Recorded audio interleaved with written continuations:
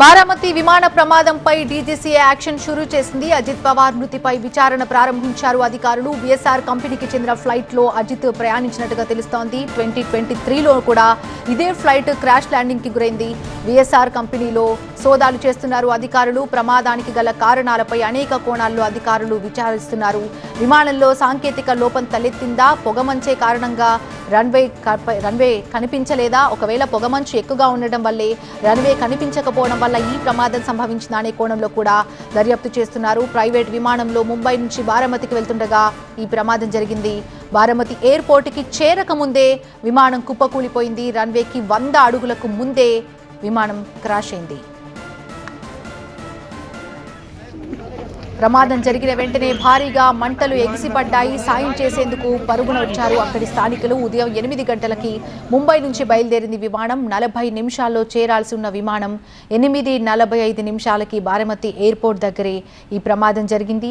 Private company VSR travels కు చెందినటువంటి లేర్ jet 45 model విమానంగా తెలుస్తోంది. విమాన ప్రమాదంలో 5గురు చనిపోయారు. ఒకరు అజిత్ పవార్ మహారాష్ట్ర డిప్యూటీ సీఎంగా ఉంటే, ఇంకా విదీప్ జాదవ్ అజిత్ పవార్ పిఎస్ఓగా తెలుస్తోంది. Captain Sumit Kapoor and captain Shambhavi Pathak, Pinky Mali flight అటెండెంట్గా గుర్తించారు. వీరంతా కూడా మరణించినట్టుగా ప్రకటించింది విఎస్ఆర్ కంపెనీ. లోకల్ బాడీ ఎన్నికల ప్రచారం కోసం బయలుదేరారు అజిత్ పవార్. తన సొంత నియోజకవర్గం బారామతి నుంచే ప్రచారాన్ని ప్రారంభించాలని పవార్ పట్టుదలగా ఉన్నట్టు తెలుస్తోంది. ఇక ఆ దిశగా ఆయన అడుగులు వేశారు. బారామతితో పాటుగా 4 సభల్లో పాల్గొనాల్సి ఉన్న అజిత్ పవార్ ఇంతలోనే విమాన ప్రమాదంలో ప్రాణాలు కోల్పోయారు.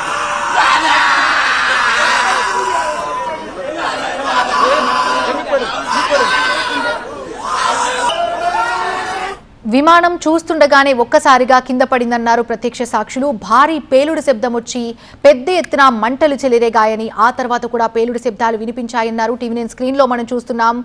ఏ విమానం అయితే క్రాష్ ల్యాండింగ్కి గురైందో ఆ విమానం అక్కడ ఒక్కసారిగా కింద పడిపోవడంతో భారీ ఎత్తున మంటలు ఎగిసిపడ్డాయి. అక్కడున్నటువంటి సీసీ కెమెరాలో ఈ దృశ్యాలు రికార్డ్ అయ్యాయి. ప్రమాద తీవ్రతకి 2 మృతదేహాలు బయటకు ఎగిరిపడినట్టుగా చెల్లాచెదురైనట్టుగా చెప్తున్నారు ప్రత్యక్ష సాక్షులు. గాగుల్స్ చేతివాచితో అజిత్ పవార్ని గుర్తించి బయటకు లాగామని చెప్తున్నారు.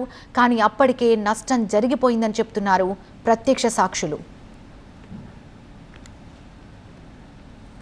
आंखों से देखा है, बहुत दुख भरी दर्द भरी घटना है ये। हमने देखा कि एरोप्लेन जब नीचे आया था ऐसा लग रहा था उसका क्रैश हो जाएगा ऐसा हम सोच रहे थे, तभी क्रैश हो गया। हम देखे कि हमें लगा नहीं क्रैश हो गया है, लेकिन एयर ट्रैप पे उतरेगा ऐसा लगा, उतर रहा है, लेकिन क्रैप हुआ और उसके बाद स्फोट हो गया उसका जबरदस्त। स्फोट होने के बाद वो हम देखने आए, पहले देखा तो उसको आग लगी थी पूरे प्लेन को, और उसके बाद 4-5 स्फोट हो गया विमान में उसका। और उसके बाद बहुत लोग आ गए और उसने निकालने की कोशिश की, लेकिन बड़ी आग लगी, उसके कारण कोई मदद नहीं कर सकता। लेकिन सब आ गए, तब बाद में उसको उसमें अजित दादा था, ये हमारे लिए बहुत शौक की बात में है।